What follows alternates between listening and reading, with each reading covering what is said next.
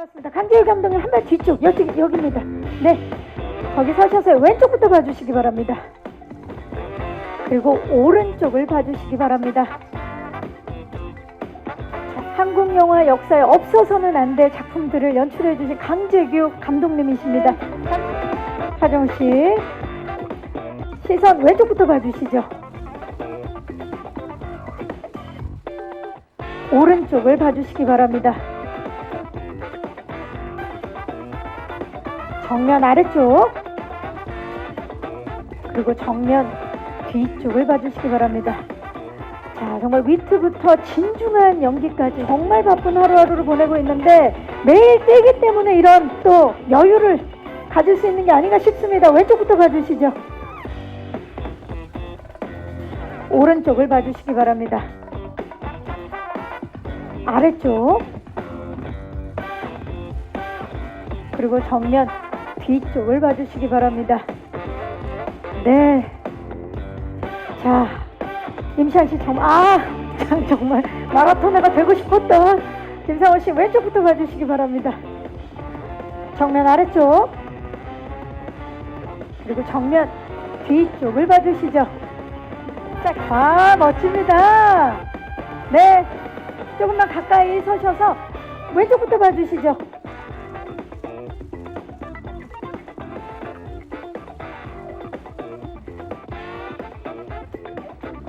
정면 아래쪽. 보기만 해도 웅장해지는 세 분 파이팅 한번 외쳐볼까요? 하나, 둘, 셋, 파이팅! 좋습니다. 강재규 감독님 모십니다. 자, 지금 서로가 자, 어떻게 된 겁니까? 네. 조금만 가까이 서주시기 바랍니다. 네. 왼쪽부터 봐주시죠.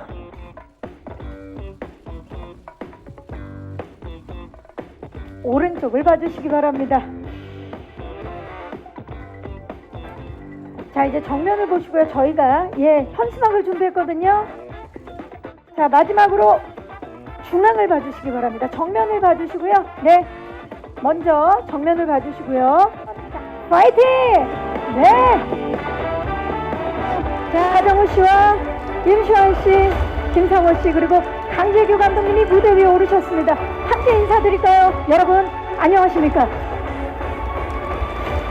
네. 자리해 주시기 바랍니다. 예, 안녕하세요. 이번에 보스턴 1947의 송기정 역할을 맡은 하정우입니다. 반갑습니다. 네, 반갑습니다. 임시완 씨. 안녕하세요. 보스턴 1947 보스턴에서 서윤복 역을 맡은 임시환입니다. 반갑습니다. 반갑습니다.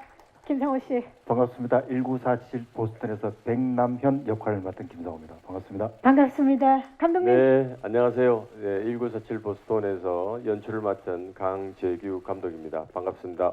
네, 반갑습니다. 정말 네 분 인사만 했을 뿐인데 가슴이 웅장해지네요. 예.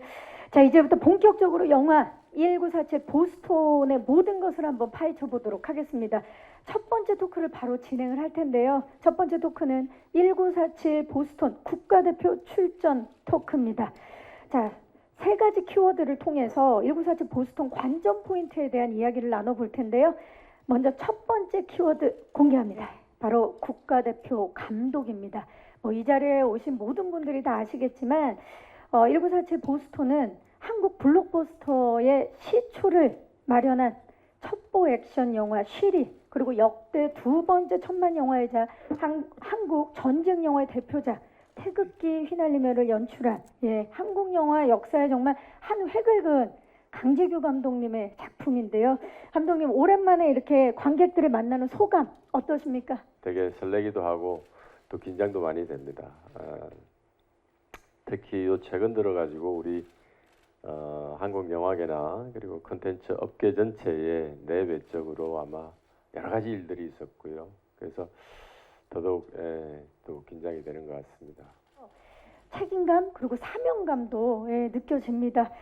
자, 1947년이라는 시대적 배경부터 마라톤이라는 이 스포츠에 대한 고증까지 제작 과정이 결코 쉽지는 않았을 것 같은데 이 작품을 제작하시면서 감독님 어떤 부분에 가장 중점을 두셨나요? 네, 두 가지였던 것 같습니다. 아무래도 이게 실화를 바탕으로 한 영화이다 보니까 어떻게 그 우리 세 분의 얘기를 사실에 가장 근접해서 보여줄 것인가. 그래서 시나리오 작업 때도 가급적이면은 픽션을 좀 최소화하고 실제 이야기를 충실히 담는데 좀 더 신경을 많이 썼던 것 같고요.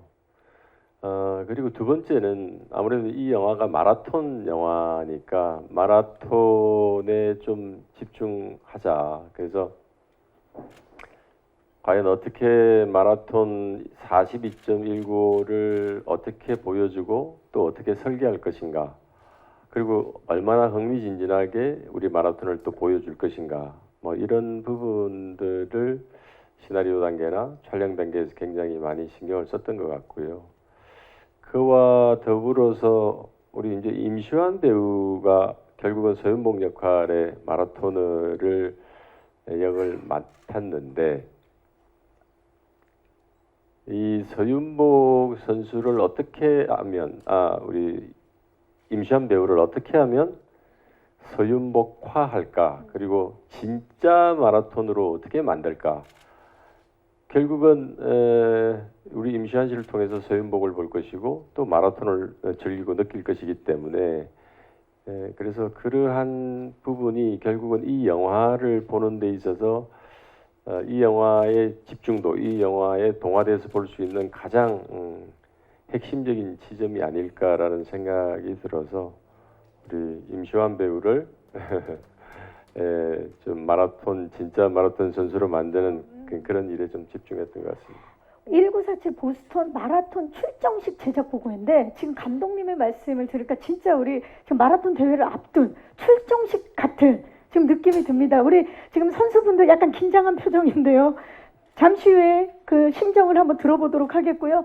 두 번째 키워드 공개합니다. 국가대표 배우입니다.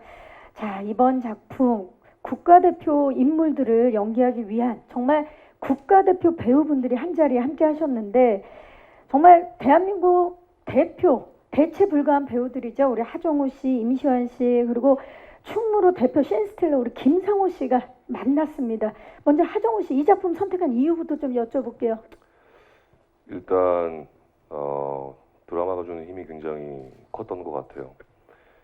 사실은 이 시나리오, 이 영화를 접하기 전까지는 뭐 손기정 선생님이야 워낙 민족의 영웅이시니까 알고 있었는데 그 안의 상황은 몰랐었던 것 같아요. 어떻게 태극 마크를 달게 되었고 또 어떻게 그 보스턴 마라톤 대회에 참여하게 되었는지 시나리오를 봤을 때 그 여정이 굉장히 울림이 있었던 것 같다는 생각이 들었었어요. 그러면서 자연스럽게 마음이 움직였고 또 물론 가장 중요한 건 이 이야기를 풀어내는 강재유 감독님에 대한 어떤 그 믿음이 있었던 것 같아요. 이야기의 힘과 감독님에 대한 믿음을 이야기해 주셨어요. 자, 임시완 씨는 실제로 러닝크루로 활동할 만큼 달리기에 애정이 있는 걸로 알고 있고 또 드라마에서도 또 뛰는 모습을 보여줬었고 자, 마라톤을 소재로 한 영화에 출연하게 된 소감 어때요? 제가 달리기 육상 선수로서 작품에 임했던 적이 있는데요. 시기적으로 따지고 보면 제가 달리기를 접한 건 1947 보스턴 영화가 처음이었거든요. 네, 그래서 마라톤을 처음 접하게 되고 마라톤의 매력에 빠지게 되면서 자연스럽게 지금 현재까지 쭉 러닝 크루에 가입을 해서 러닝을 하고 있는데요. 1947 보스턴이라는 영화 자체가 그래서 저한테는 또 특별한 영화기도 한 게 제 일상에 연기 활동을 주로 하느라 없었던 취미 생활도 건강한 취미 생활도 생기게끔 만들어준 그런 영화이기 때문에 좀 특별한 영화로 다가옵니다. 그렇네요. 정말 뛰는 것, 마라톤을 사랑할 수 있게 만든 작품이 이 작품이네요. 그래서 그런지 제가 데뷔 때부터 봤는데 원래도 여유가 있었는데 훨씬 더 여유가. 지금 여유는 없어요. 여유 없어요? 너무 바빠서 촬영이 막 정신 없어서. 그럼에도 불구하고 여유가 느껴지는 건 마라톤 덕분인가요? 네, 맞습니다. 예. 네. 자, 김상호 씨께 여쭤보도록 하겠습니다. 어떤 이유로 1947 보스턴 선택하셨는지. 연기하시면서 어려운 점은 없으셨는지. 선택하기 때문에 제가 선택을 당한 거죠. 그건 좋았습니다. 네, 그러니까 뭐 익숙하듯 시피 감독님 계시고 하정우 배우가 있고 임시완 씨가 있고 여러 좀 좋은 배우들 계셔서 대외적으로는 저는 되게 반가웠고 제 개인적으로는 좋았던 부분이 제가 맡은 역할 중에 대사 두 줄, 세 줄이 저 마음을 끌어당겼습니다.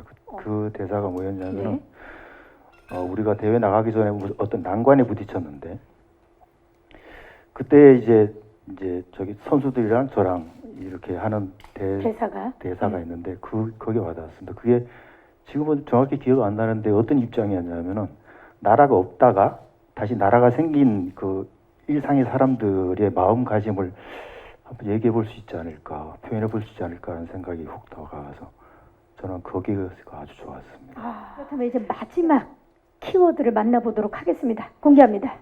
국가대표 실화입니다. 자, 이번 작품 1947년 보스턴 마라톤 대회에 국가대표로 출전한 서윤복, 남승용 선수와 그리고 감독을 맡았던 손기정 선수의 실화를 바탕으로 한 작품입니다. 감독님, 실제 인물들과 사건에 대해서 간단하게 좀 설명 좀 부탁드려도 될까요? 예, 아마 이 내용은 여러분들 대부분 알고 계시리라고 생각이 되는데요. 1936년 베를린 올림픽에서 우리 손기정 선수가 금메달을 땄고 남승용 선수가 동메달을 땄습니다. 그리고 그 이후에 우리가 광복을 맞이할 때까지 꽤 시간이 있었는데요. 이제 뭐 일장기, 화분으로 일장기를 가리고 이런 사건들 때문에 여러 가지 핍박이 있었고 육상을 제대로 할 수 없어서 그러다가 광복 이후에 본격적으로 활동을 재개했고 첫 국제대회인 1947년 보스턴 마라톤 대회에 참가하기 위해서 그 당시에 처음으로 46년도에 1년 전에 서윤복이라는 시내를 발굴을 하게 됩니다. 그래서 이 세 사람이 같이 훈련하고 동고동락을 하면서 보스턴 마라톤 대회에 참여하는 여정 그리고 열정 이런 것들을 그려가고 있는 영화입니다. 네. 느꼈던 감정들이 있는데요. 참 우리가 그 시대와 우리가 지금 살고 있는 이 시대를 당연히 비교해 볼 수밖에 없고 그래서 과거 그 시대에는 정말 광복 이후에 혼란스럽고 불안하고 그리고 굉장히 빈곤했습니다. 그래서 선수들이 정말 선수 훈련을 하는 과정에서도 배고픔이 가장 큰 적이 됐고 그리고 과학적이고 합리적인 시스템 위에서 뭔가 마라톤 어떤 훈련을 받을 수 있는 상황도 아니었고 국가나 어떤 단체로부터 적극적인 후원을 받을 수 있는 이런 상황도 아니었습니다. 그래서 굉장히 그 당시에 친탁 찬탁 그런 독립정부가 세워지기 전 굉장히 혼란한 그 시기에 정말로 세계대회에 나가서 우리가 원대한 꿈을 한번 펼쳐보자는 이런 꿈을 가진 이 새 마라토너의 그러한 도전, 열정, 어떤 희생 이런 것들을 좀 보여드리고 싶다는 생각이 들었고요. 그리고 이러한 것들이 그분들의 그 시대 정신이 지금 우리 굉장히 힘들게 또 지금 살고 계신 우리 많은 국민들에게 많은 또 관객들에게 좀 뭔가 시사하는 바가 있지 않겠나 또 울림이 있지 않겠나 이런 생각이 들었습니다. 자, 이번 토크에서는 이번 작품에 등장하는 인물들을 좀 낱낱이 분석해보는 시간을 가져볼 텐데 처음 만나볼 인물 1947년 보스턴의 기적을 이끄는 마라톤의 전설 손기정입니다. 막 이런 생각이 드네요. I'm happy. I'm MC. And you? And you, and you. Me? Yeah, you? Mike? I'm runner. Yeah. Yeah. You feel? Feel good. You feel good. Yeah, thank Happy? you. I'm happy. 예. Yeah. 아, 정말 행복해 보이는데 근데 진짜 I'm happy, I'm runner가 정말 큰 의미를 가지고 있는 것 같아요. I'm runner라는 건 굉장히 리스펙할 수 있는 뛰는 사람이라는 건 네. 굉장히 존경할 만한 가치가 있는 그런 의미가 아닌가 싶어요. 이제 걷는 사람에서 뛰는 사람이 되셨는데 하정우 씨, 이 인물 소개 좀 해주시죠.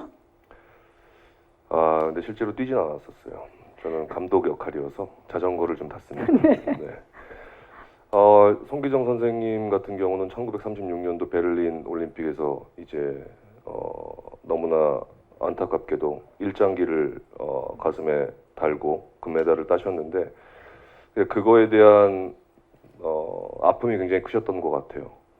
그러면서 그 이후에 그 일장기를 가렸다라는 그 이유만으로 굉장히 탄압과 핍박을 받으시면서 굉장히 힘든 시간들을 보내셨죠. 그러면서 이제 서윤복 선수라는 사람을 만나서 다시 재기를 하게 되고 자기가 못다 이룬 그 꿈을 이제 서윤복 선수를 통해서 보스턴 마라톤 대회를 통해서 뭔가 다시 그 꿈을 이루는 어떤 그런 과정을 겪으셨는데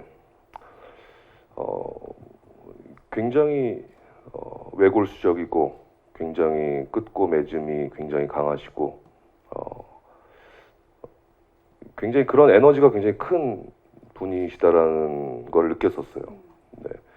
그래서 촬영 전에 이게 실존 인물이다 보니까 감독님과 이야기를 나누면서 연기 하나하나 표현하는 거, 대사 한마디 한마디 뱉는 것이 굉장히 조심스러웠고 늘 송기정 선생님을 생각을 하면서 촬영에 임했던 기억이 납니다. 지금 말씀해 주셨는데 실존 인물을 연기하는 거기 때문에 진짜 쉽지 않은 과정이었을 것 같아요. 감독님과 말씀을 많이 나누셨다 그랬는데 어떤 부분을 그럼 가장 많이 신경을 쓰셨나요?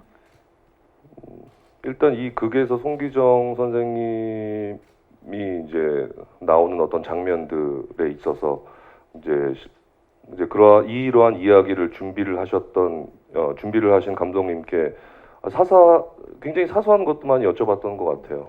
실제 성격부터 시작해서 그러한 시간들을 어떻게 이겨내시고 보내셨는지 그러한 것들을 매번 촬영을 할 때마다 감독님께서 굉장히 옛날 이야기 들려주듯이 네, 말씀을 많이 해주셨던 것 같아요.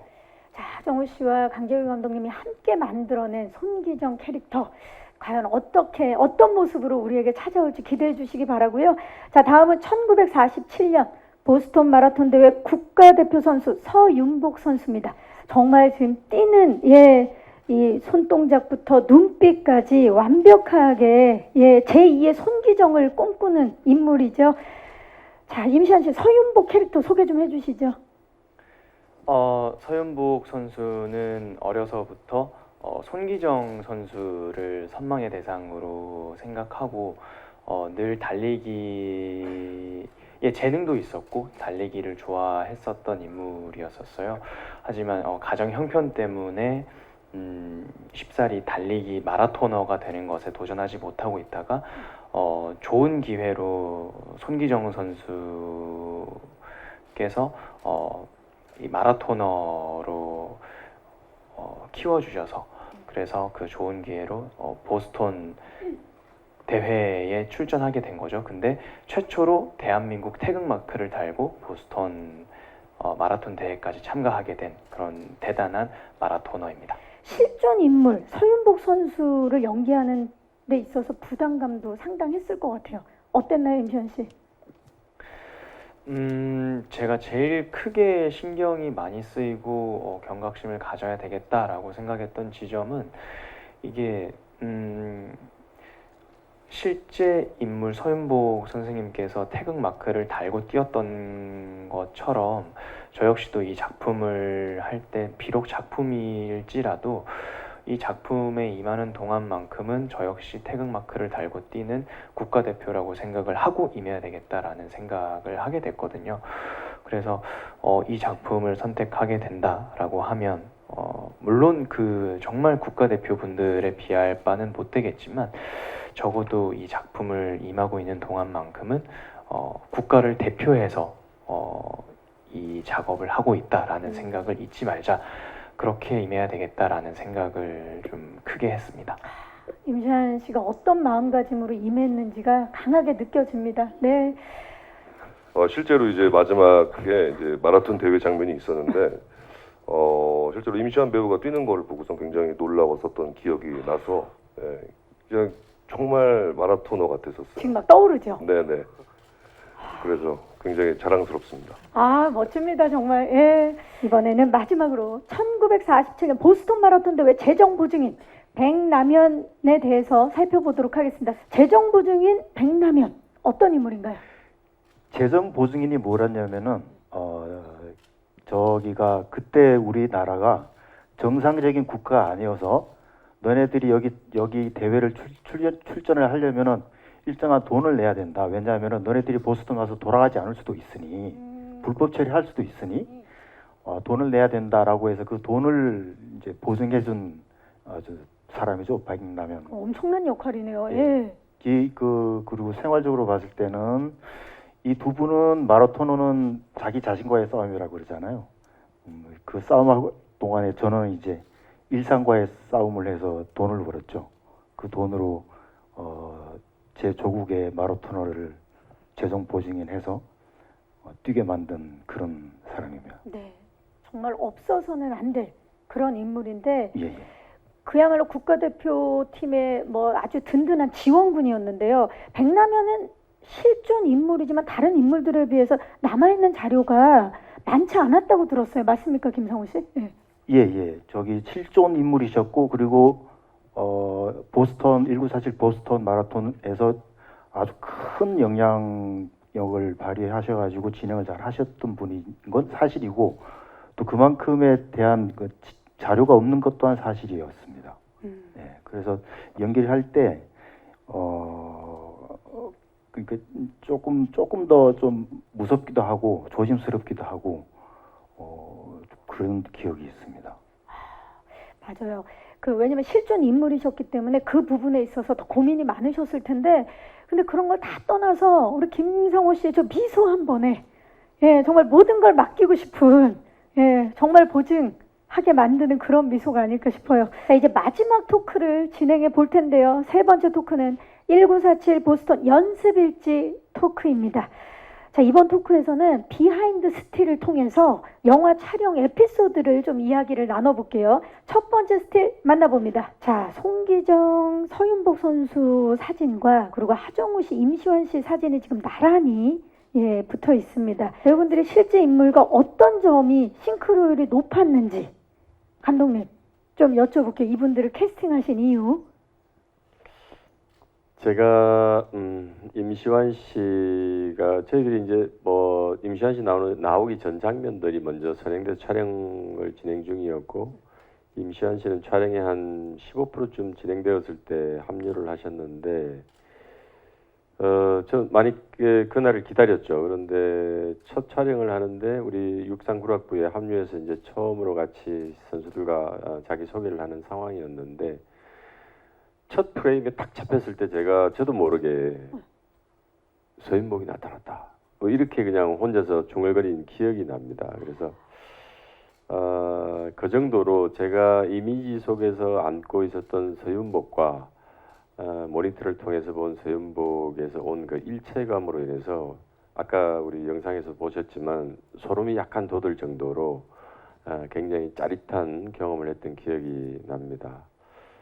그리고 우리 하정우 배우는 촬영 당시에도 뭐 저희들이 지금 여러분들 보셔도 아마 굉장히 이 전체적인 외모나 느낌이 비슷한 느낌을 많이 받으실 텐데 촬영하면서도 현장에서 굉장히 그런 얘기들이 많았고요. 그리고 특히 제가 편집할 때 이제 여러 이제 한 장면들을 또 보고 반복해서 보게 되다 보니까 정말 저는 이 작품 준비하면서 송기정 선생님에 대해서도 많이 여러 가지 자료, 영상 이런 것들을 보면서 그분의 어투, 걸음걸이, 행동, 성품, 성격 뭐 이런 것들에 대해서도 많이 접하게 되었는데 정말 많이 닮아 있다.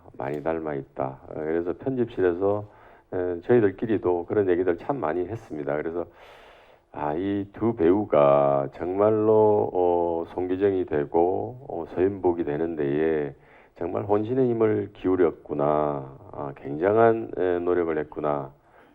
그렇게 참 좋은 이미지, 좋은 인상을 갖고 작업을 했던 것 같습니다. 네. 자, 그렇다면 배우분들은 본인들이 우리 실존했던 선수들과 어떤 싱크로율이라고 생각하는지 좀 여쭤볼게요. 다른 스태프분들이나 제작진에서 송기정 선생님이랑 너무 비슷하다. 그러니까 진짜 비슷한 것 같은 느낌이 드는 거예요. 네, 사진으로 봤을 때 선생님께서 저처럼 얼굴이 좀 크신가? 뭐 그런 생각도 들었었고 그러면서 마음이 먼저 가니까 왠지 닮아가는 것 같은 느낌이 들었어요. 그리고 저희 할아버지랑 고향이 또 비슷하셔서 송기정 선생님께서 뭐 그런 거라도 기대면서 계속 송기정 선생님을 생각을 하면서 작업에 임했던 것 같아요. 외향적인 것도 외향적인 건데 참 희한하게 생각을 같이 하려고 하고 그러면 또 닮아가는 부분이 있더라고요. 네, 그런 거. 네. 임시완 씨는 어땠나요? 서윤복 선수와 싱크로율. 네, 저는 그러니까 외적으로서 싱크로율은 자신 있게 말씀드리지 못할지언정 저는 자신 있게 말씀드릴 수 있는 건 네, 뭡니까? 적어도 제가 이 마라톤을 계속 하고 있잖아요. 그렇죠. 그러니까 영적으로는 아주 싱크로율이 높지 않을까 자신 있게 말씀드릴 수 있습니다. 맞아요. 지금 선생님도 굉장히 기뻐하실 것 같아요. 예. 이어서 다음 스틸 만나봅니다. 자, 1947 보스톤은 서울, 인천, 대전, 제천, 천안, 광주, 목포 등 국내뿐만 아니라요. 호주 멜버른, 질롱, 그리고 발라렛 등 다양한 지역에서 촬영이 진행된 걸로 알고 있어요. 감독님, 실제 영화 속 배경은 서울과 보스톤인데 이렇게 전국 각지를 비롯해서 해외 로켓까지 다양한 장소에서 촬영하신 이유 좀 여쭐게요.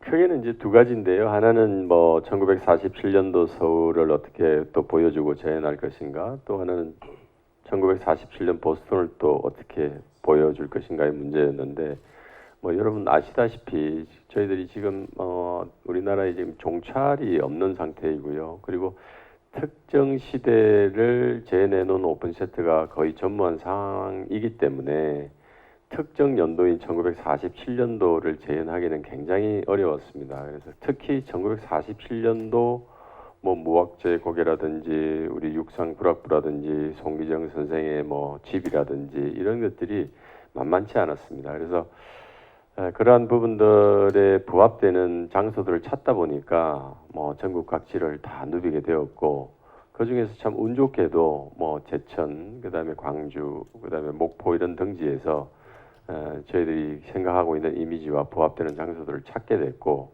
물론 미술이라든지 뭐 여러 가지 요소들이 결합이 되고 CG가 결합이 되어서 부족한 부분들을 메꾸긴 했지만 비교적 만족스럽게 작업을 했던 것 같고요. 그리고 이제 특히 가장 문제가 됐던 게 1947년 보스톤을 어떻게 재현할 것인가, 그게 제일 큰 숙제였습니다. 거기에 일단은 보스턴을 먼저 갔습니다. 보스턴을 먼저 갔는데 뭐 당연히 거기에 마라톤 코스도 확인을 하고, 그리고 보스턴에서 우리가 과연 얼마 일부라도 촬영을 할 수 있는 지점이 있을까라고 했는데 뭐 너무 현대화돼서 도무지 어떻게 촬영할 수 있는 여건이 되질 못했습니다. 그래서 헝가리, 폴란드, 라트비아, 그리고 남미에 있는 우루과이, 호주, 뉴질랜드 뭐 이런 전 세계를 다 헌팅 리스트에 올려서 저희 헌팅 팀들이 직접 가서 헌팅하고 찾아봤는데 그 결과 노력의 결과 결국 호주 멜버른을 중심으로 해서 멜버른 근처에 있는 조금 전에 말씀하신 발라렛이라든지 질롱, 그다음에 벤디고 이런 지역들이 정말로 야 이게 어떻게 1947년 보스턴이 여기에 있는 것 같은 느낌이 들 정도로 저희들이 자료를 통해서 확인했던 보스턴의 여러 가지 건축 양식 그 외에도 많이 닮아 있었기 때문에 그쪽에서 시의 적극적인 협조를 받고 촬영을 잘 마무리할 수 있었습니다. 근데 그때 또 한번 느낀 게 왜 이 도시들이 이렇게 적극적으로 저희 영화를 지원해 주는가? 왜냐하면 도시 전체를 통제해서 찍었기 때문에 역시 한류의 힘이었습니다. 다들 한국 우리 컨텐츠들을 좋아하고 한국 영화 사랑하고 그래서 뭐 시 공무원 뭐 많은 분들이 많은 협조를 해주었습니다. 영화상에서 정말 다양한 곳에 계셨어요. 이번에도 다양한 곳에서 촬영을 했는데 어떤 게 가장 떠오르세요? 일단 멜버른 처음 갔었는데 굉장히 아름다운 도시더라고요. 네. 특히나 아까 감독님께서 언급하셨던 저희가 그 대회 장면을 찍었던 그 인근 지역, 뭐 차로 한 2-3시간 정도 거리에 있는 그 정도의 거리가 있는 작은 도시들에서 촬영이 진행이 됐었는데 처음 갔을 때 너무 놀랐어요. 마치 정말 우리 이 보스턴이란 영화를 위해서 지어진 거대 세트 같은 느낌이 들었었어요. 그래서 굉장히 놀라웠었고 굉장히 즐겁게 그 안에서 촬영을 했던 기억이 있습니다. 하정우 씨도 놀란 그곳의 모습은 이제 관객들이 만나게 되겠네요. 그렇죠. 네, 좋습니다. 자, 다채로운 로케이션으로 완성된 1947 보스턴의 영상미 기대해 주시기 바라겠고요. 다음으로 마지막 스틸 만나봅니다. 하우입니다. 하우. 임시한 씨께 먼저 여쭤봐야 될 것 같아요. 마라토너 체형을 만들기 위해서 임시한 씨가 체지방도를 6%대로 낮췄다고 제가 들었어요. 그야말로 서윤복 선수로 완벽 변신을 하기 위해서 노력을 한 건데 그 과정 좀 얘기해 주시겠어요? 우선은 마라톤을 처음 접해보는 거기 때문에 이 영화를 찍기 한 2달 전 정도부터 코치님이랑 계속 훈련을 했었고요.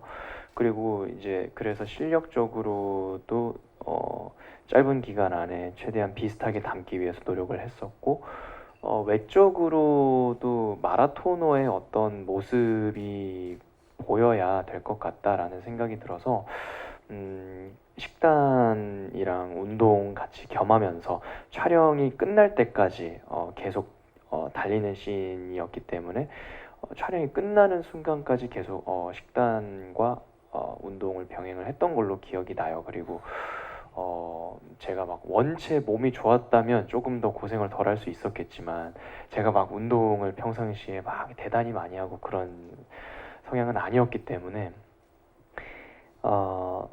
약간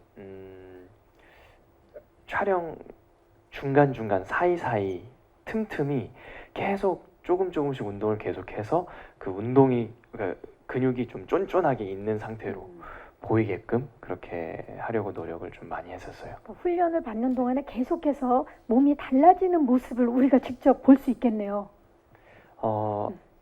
네, 제가 체지방 6%는 인생에 처음으로 한번 봤어요. 내 몸에 저는 볼 수 없는. 6%가 되기도 하는구나. 그걸 보고서 저도 좀 많이 신기했었어요. 대단합니다. 근데 그 뒤로 다시는 보지는 못했고요. 그래도 또 기회가 되면 또 볼 수 있는 수 아닙니까? 정말 그 6%를 만들기 위해서 했던 그 고생들을 제가 알고 있으니까 그렇죠. 사실 자신은 없지만 또 언젠가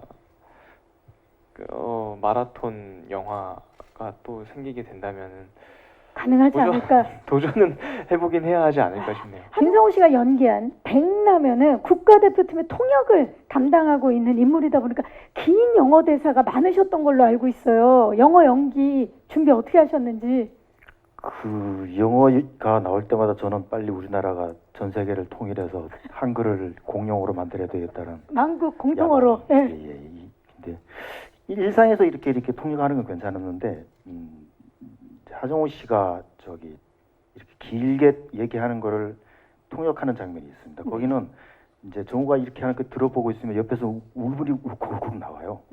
근데 그걸 저 영어로 해야 되니까 이제 공부한 걸 기억하고 있어야 되니까 울분도 해야 되고 공부한 거 기억도 해야 되고 말도 해야 되고 해서 그때 찍은 장면이 좀 기억이 많이 납니다. 그때 좀 어려웠습니다. 영어를 우리가 빨리 한글을 세계 공용어로 좀 부탁드리겠습니다. 지금 죄송한데 누구한테 부탁을 하시는 거예요? 저기 앞에 앉아있는 저 사람한테. 여기 앞에 앉아 계시는 김성호 앉아있는. 김성호 씨. 예. 뛰는 임시완 씨를 보면서 어떤 마음이 드셨나요? 정말 그 임시완 배우가 아까도 얘기를 했지만 촬영을 앞두고 정말 선수들이 받는 트레이닝을 받은 걸로 알고 있어요. 촬영 중간중간에도 계속 그 트레이닝을 코치님이 오셔가지고 이제 뭐 카메라 이제 셋업 변화하는 중간중간 시간 날 때마다도 계속 웨이트 트레이닝부터 해서 계속 훈련을 하는 모습을 보면서 근데 그런 과정을 지켜봤기 때문에 그 대회 장면을 찍을 때 정말 배우가 뛰는 것이 아니라 선수가 뛴다라는 어떤 그런 마음이 자연스럽게 생기더라고요. 그랬을 때 아까도 앞서 말씀드렸지만 정말 놀라운 장면들이고 경험이었던 것 같다는 생각이 들어요. 자전거를 타고 옆에서 같이 달려오는 하정우 씨를 봤을 때 임시완 씨는 어떤 마음이었나요? 그냥 마땅히 제가 해야 될 거라는 생각이 들었었어요. 그래서 그게 편안하겠다 이런 생각 그런 거는 안 들었고 그냥 PT를 받을 때 운동을 할 때 그때를 좀 연상을 해보긴 했었어요.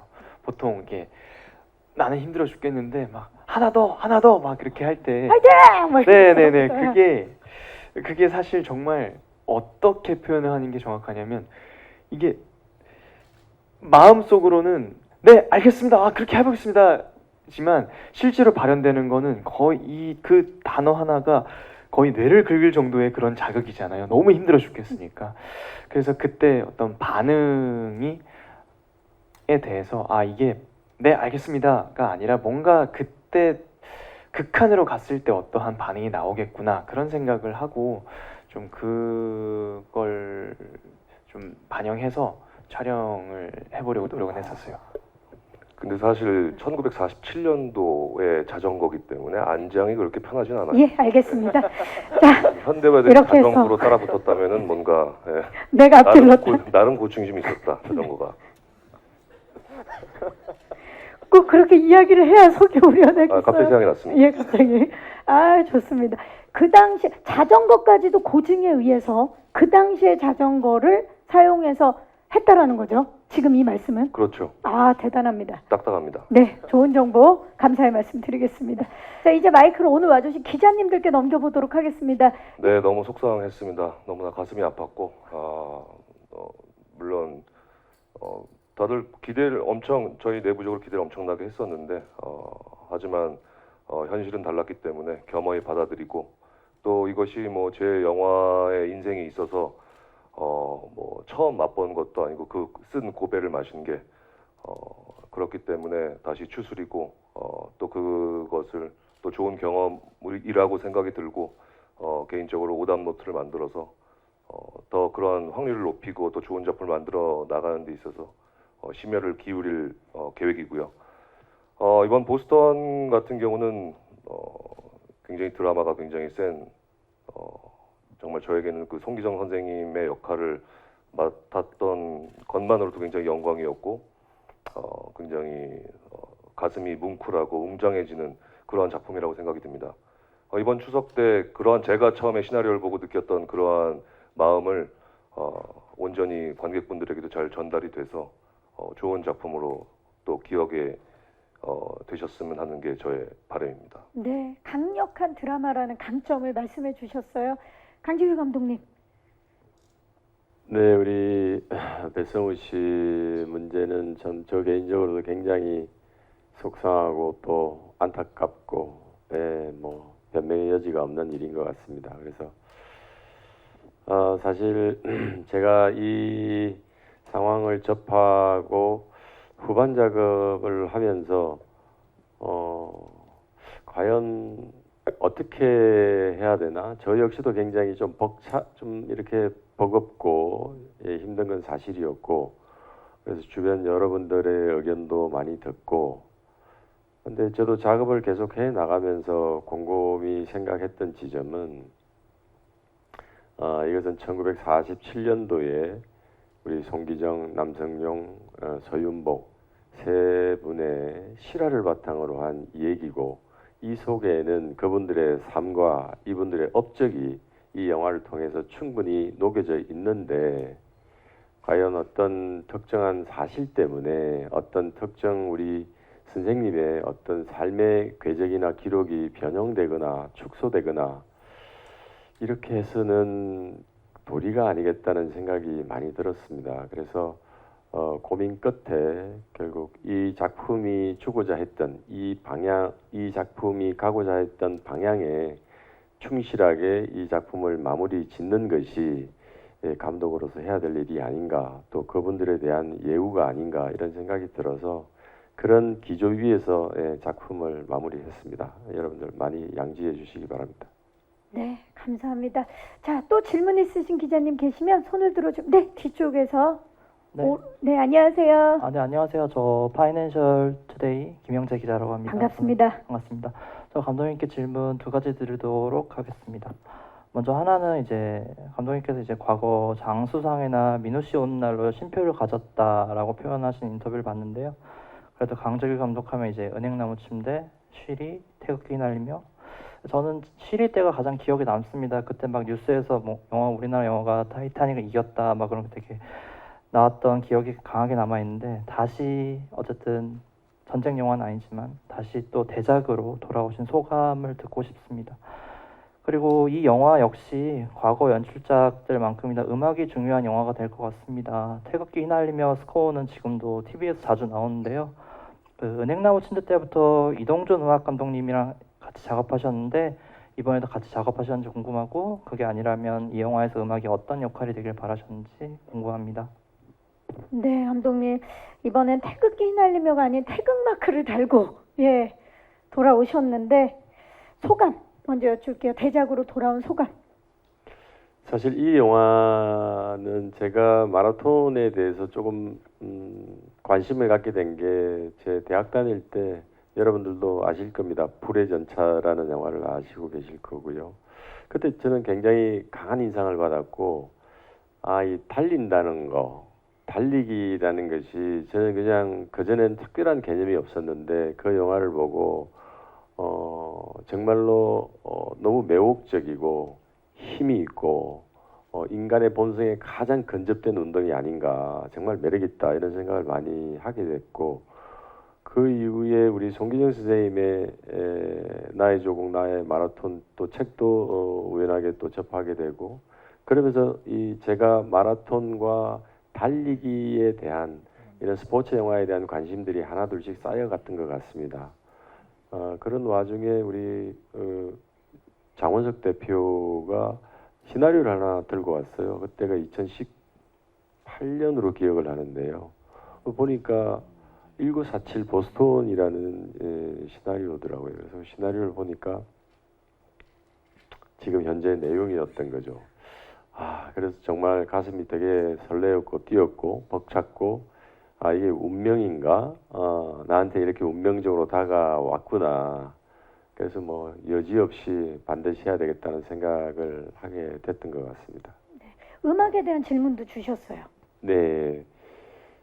당연히 이번에도 이동준 음악 감독과 함께 작업을 했고요. 영화의 어떤 색깔, 어떤 분위기로 볼 때도 여지없이 이동준 음악 감독이 좋은 스코어를 만들어주지 않을까라는 믿음에서 출발을 했고 사실은 주변에서들 좀 반대들도 있었습니다.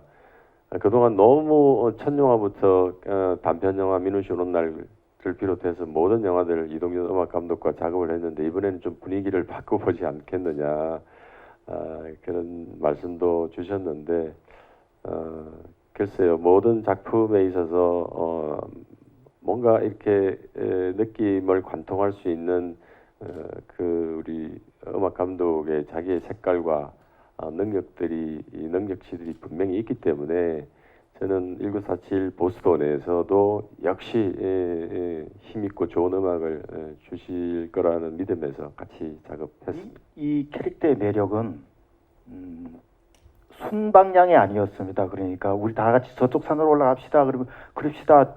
나를 따라 올라가면 됩니다. 이쪽으로 올라가면 됩니다. 이런 순방향이 아니라 그 산에 산에서 생존하고 있는 사람에 대한 그 사람의 입장을 얘기할 수 있어서 있는 인물이라 되게 매력적이에요. 예를 들어서 그들은 명분을 따진다면은 저는 실리를 따지는 거죠. 그 명분 찾아서 뭐하게 명면에 밥 먹여주는 것도 아닌데 일단 해보고 난 다음에 그다음 무슨 방법이 생기겠지라는 그게 또 그 시대에 나라가 없는 민족의 사람들이 살아야 되는 나라의 방식이었나 싶기도 하고 제가 제일 매력적인 백남현의 제일 매력적인 그거였습니다.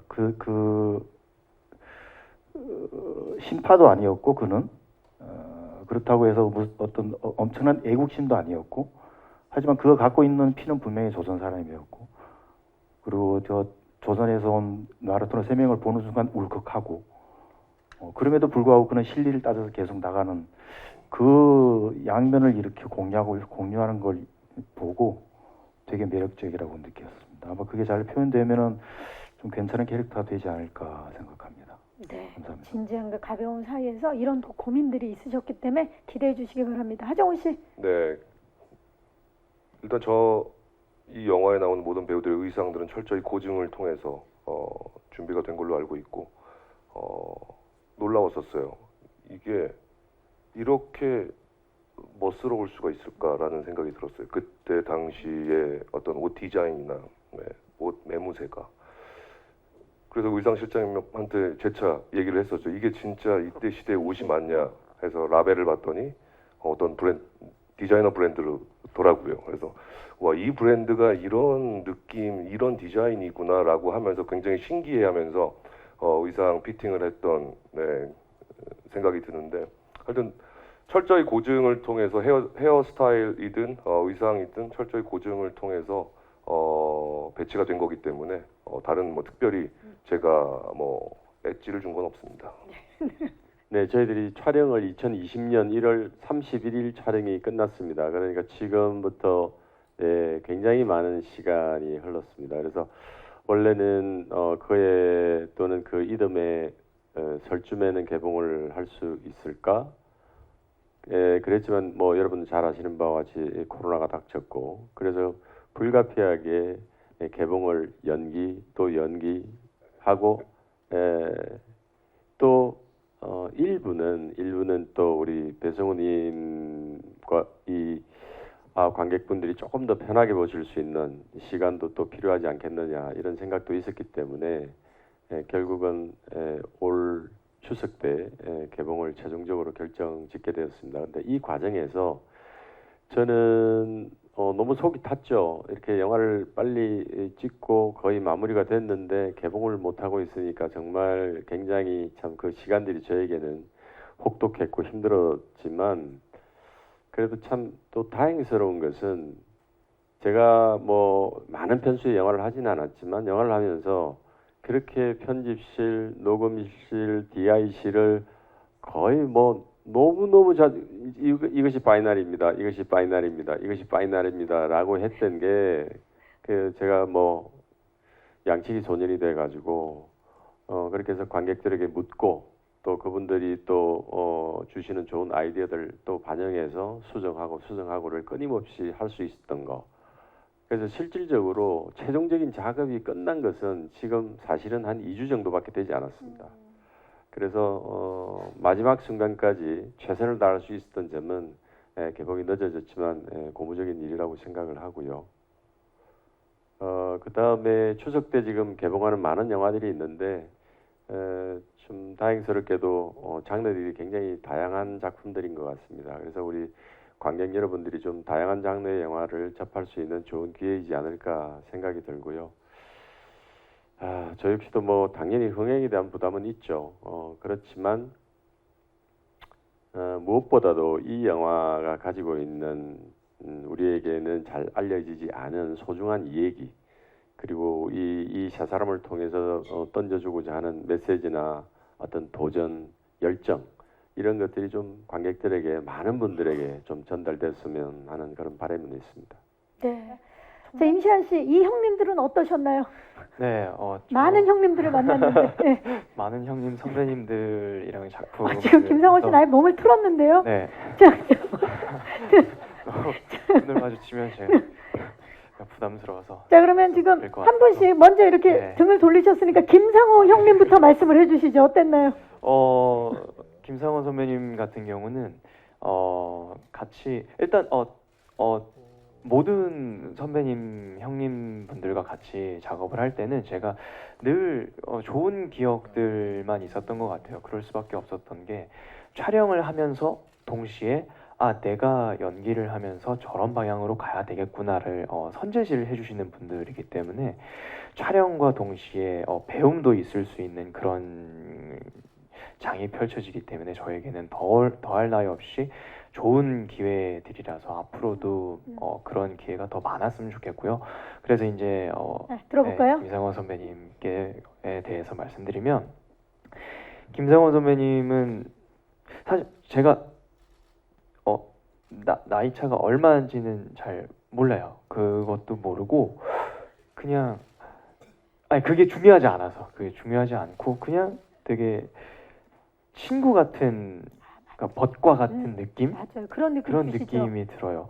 어떠한 취미 생활을 같이 하거나 뭐 술 한 잔을 같이 하면서 얘기를 나눌 때 저를 동등한 입장에서 동등한 인격체로서 저의 가치관에 대해서 들어봐 주시고 공유하고 그 동등한 입장에서 나의 가치관은 이래, 너의 가치관은 그렇구나 라면서 마음을 나눌 수 있는 그런 벗이네요, 벗. 벗과 같은 어. 친구보다도 약간 더 어떤 어감상 벗과 같은 느낌이 많이 드는 것 같고요. 너무 좋은데요? 박수가 나오고 있어요. 자, 이렇다면, 지금, 김성호 씨는 모자를 다시 쓰셨고, 하정우 씨는 안경을 치켜 올렸어요. 자, 하정우 형님. 또 이걸 돌려야 되나? 쑥스러우니까. 그러니까, 정우 형님 같은 경우는, 그, 촬영하면서 제가 어떤 걸 많이 봤냐면, 이 형님은 선배님으로서 연기를 하실 때 이렇게 씬과 씬 사이, 촬영 중간 사이사이에 어떠한 그 너무 과몰입해서 이것만 보이는 상황에서 벗어나기 위한 그런 준비 과정들 어떤 그런 것들이 굉장히 탁월하시다라는 생각을 많이 받았거든요. 저 같은 경우는 연기를 할 때 슛이 들어가면 촬영을 하게 되면 분장을 하고 나면 사실 그거밖에 안 보이는 게 컸었어요. 그러다 보니까 늘 지나고 나면 나는 그때 최선을 다한 것 같았는데 왜 늘 뭔가 부족해 보이지? 라는 후회가 많은데 선배님 그 정우 형 같은 경우는 중간중간에 그 예여 쿨다운? 이거를 뭐라고 표현을 해야 되죠? 쿨다운 한국말이 기억이 안 나요. 그 쿨다운이요? 쿨링 다운 약간 좀 그러니까 절제하고 그런 걸 말씀하시는 건가요? 그러니까 이제 촬영에 들어가면 그게 좀 이렇게 끌어오른다라고 해야 되나요? 끌어오르는데 그런 체력적인 정신적인 안배를 한다. 정신적으로 이렇게 에너지를 많이 쓰는데 그런 것에 대한 체력 안배가 굉장히 탁월하시는 분인 것 같아서 이런 것도 좀 계속 배워야 되겠다라고 해서 실제로 제가 다음 촬영 그 다음 촬영 이후로 촬영 끝나면 촬영할 때마다 다른 작품마다 씬과 씬 사이에 계속 막 저도 자주 걸어요. 무슨 말씀인지 알 네. 것 같아요. 그러니까 네. 그냥 나무 하나만 보고 이게 다가 아니라 전체적인 숲을 지배하는 자 같은. 네네. 그렇죠. 네. 그래서 이제 좀 멀리 보시고자 하는 그런 거를 제가 많이 느꼈었고 그리고 좀 평상시에도 되게 그런 위트들이 되게 많아요. 맞아. 네. 사실 정우 형 같은 경우는 숨만 쉬어도 뭔가 웃기기 시작하는 그런 힘이 있으신 것 같아요. 숨만 쉬어도 웃기는. 네. 좋습니다. 자, 지금 너무 부러워하는 게 느껴져요. 왜냐면은 정말 남을 웃긴다는 게 쉬운 게 아닌데 하정우 씨는 숨만 쉬어도 네, 숨 한 번만 쉬어주시겠어요? 네, 좋습니다. 자, 이렇게 해서 마무리를 짓도록 하겠습니다. 저는 개인적으로 이 보스턴 1947이란 작품이 어떤 제가 어릴 적 갖고 있었던 꿈이 하나가 실현된 부분이기도 해요. 그것이 무엇이냐면 한 2003년도쯤이었던 것 같아요. 제가 대학교 졸업반이었는데 그때 벽돌집이라는 갈비살 파는 고깃집이 있어요. 있죠. 그때 강재규 감독님이 지금 봤을 때는 아마 연출부들을 이제 데리고 가서 이제 회식을 하시면서 막 영화 얘기를 나누시는 모습을 제가 우연히 보게 됐었어요. 네. 그때는 한창 오디션 보러 다니고 한창 그 강재규 감독님에 대한 어떤 같이 작업을 하고 싶다라는 어떤 그런 마음이 크잖아요. 그랬을 때 그때 제가 그 상호명부터 그 상황까지 또렷하게 기억을 하는 거는 그때 그 식당에서 나오면서 나도 언젠간 배우가 돼서 강재규 감독님 영화에 참여를 해서 저렇게 그 자리에 앉아서 영화 이야기를 나누면 참 좋겠다라는 생각을 했었던 것 같아요. 그래서 굉장히 저에게는 이 보스턴 1947이 저의 정말 어렸을 때 배우를 꿈꾸며 오디션을 보러 다녔던 그 청년 하정우가 어떤 꿈이 이루어지는 작품이 아닌가라는 생각이 들어서 저에게는 굉장히 큰 의미가 있는 그렇죠. 작품이었고 작업이었던 것 같습니다. 저희 이제 추석 때 개봉을 하죠. 많은 또 작품들과 함께 개봉을 하는데 아까 감독님께서 말씀하셨듯이 다양한 선택을 하시면서 극장에 와 주셔서 마음껏 즐길 수 있는 그런 작품이 되었으면 좋겠습니다. 감사합니다. 보스턴 회식은 벽돌집이네요. 자, 임시완 씨. 저는 이 영화를 가편집본을 1년 전인가 보면서 그런 생각이 들었었어요. 우리가 살아가면서 어떠한 도전에 대한 기회나 열정이 점점 더 사라지는 것 같은 그런 느낌을 많이 받았거든요. 근데 그 흐릿해진 그런 도전 의식을 다시 우리로 하여금 들끓게 만들어주는 그런 영화가 아닐까라는 생각이 듭니다. 많은 기대 부탁드리겠습니다. 감사합니다. 김상호 씨. 예, 거기 실존하셨던 분들의 이야기를 다루는 게 조심스럽기도 하고 또 좋은 점은 그렇게 하셨던 게 사실이니까 드라마가 허술한 게 또 약점이 될 수도 있는데 우리 영화는 좀 보고 있으면은 정우가 말했던 것처럼 감독님도 말씀하셨던 것처럼 되게 드라마적으로 아주 치밀하게 만들었습니다. 그래서 아마 즐길 수 있을 만한 가치가 충분할 거라고 생각합니다. 한번 봐주시고 좋으면은 소문 많이 내주시기 바랍니다.